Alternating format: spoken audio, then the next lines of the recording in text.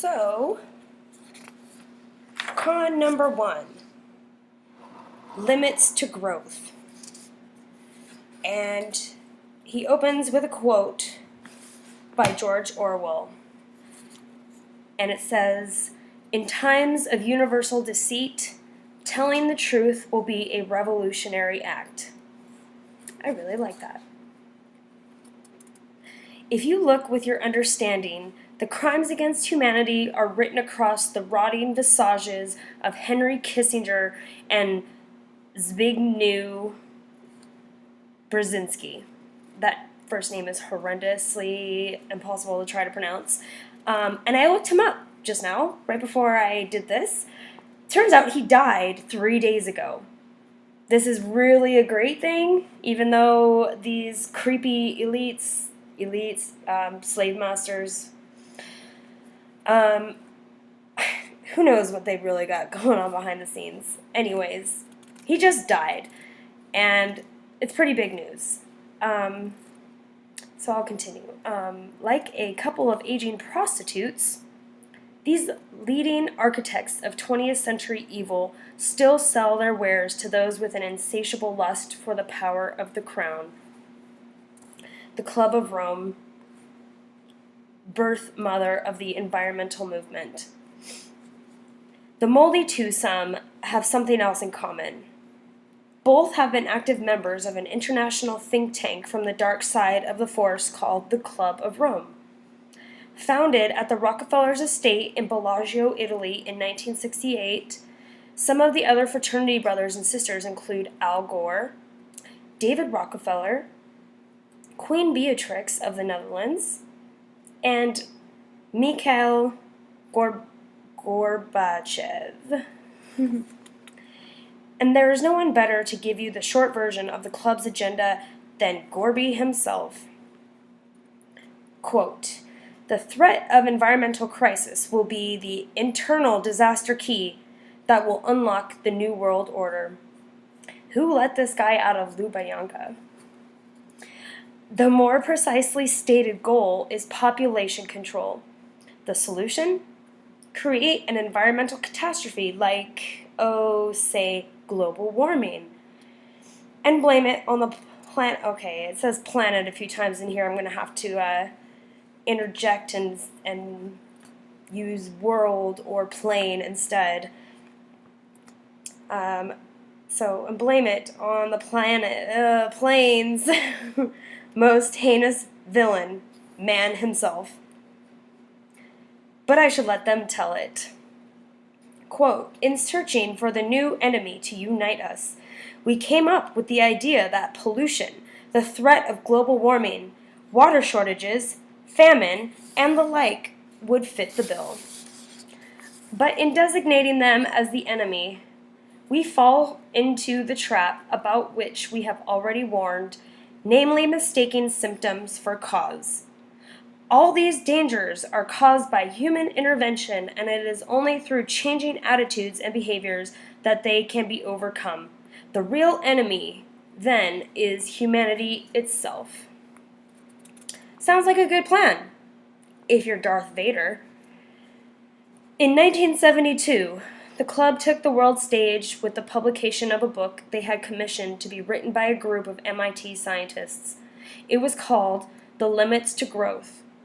Examining the plane's population growth in relation to available resources, the report concluded that the plane, I like world better. The report concluded that the world would run out of resources sometime in the next 100 years, resulting in a catastrophic decline in population and industrial production. As one reviewer put it, the authors examine the impact of humanity on the world ecology and of steps taken toward remediating the accelerating approach to a train wreck that is mankind's ill-managed and uncontrolled footprint on this world's environment. Still, these trends and their consequences could be altered, it argued. We had to be less, do less, and have less. The brand for this Orwellian path to planetary, I don't know what word to replace that with. The path to planetary salvation was sustainable development. Heavily promoted, the book reached opinion leaders in political, scientific, and economic circles as it exploded around the plane like the Harry Potter of environmentalism. It sold 12 million copies in 30 languages, despite the fact that research had all the scientific rigor of a plagiarized term paper from a freshman biology class. A quote by Mohandas Gandhi: "An error does not become truth by reason of multiplied propagation, nor does truth become error because nobody sees it."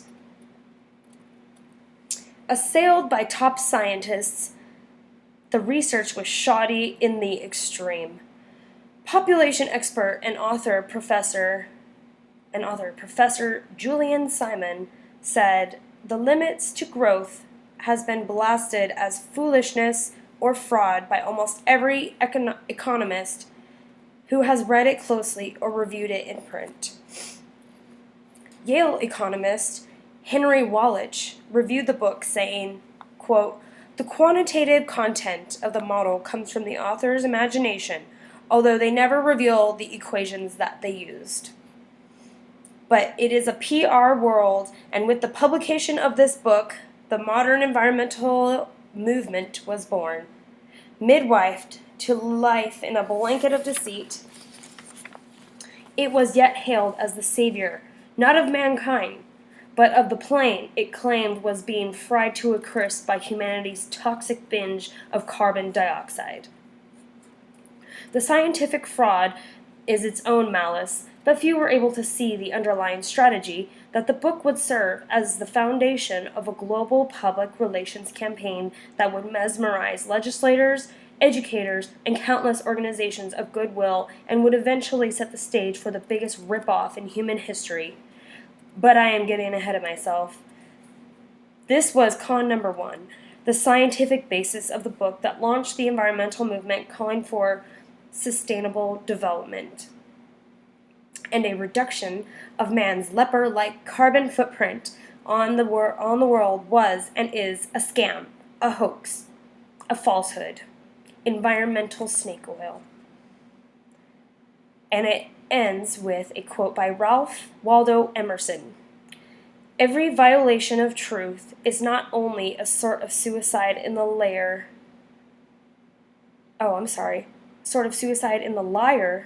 but is a stab at the health of human society." I always thought it was really interesting about this carbon dioxide bullshit. Carbon dioxide is plant food. The plants use the sun to convert carbon dioxide into oxygen. Why would we block out the sun? Which is exactly what they're doing with the chemtrails. Why in the world would they starve the plants of their food? Plants that give us the oxygen to breathe. Plants that provide us food. It doesn't make sense. It blows my fucking mind. I knew this shit was a scam a while ago, but I'm glad this stuff is starting to come out now. So I will move on to con number 2.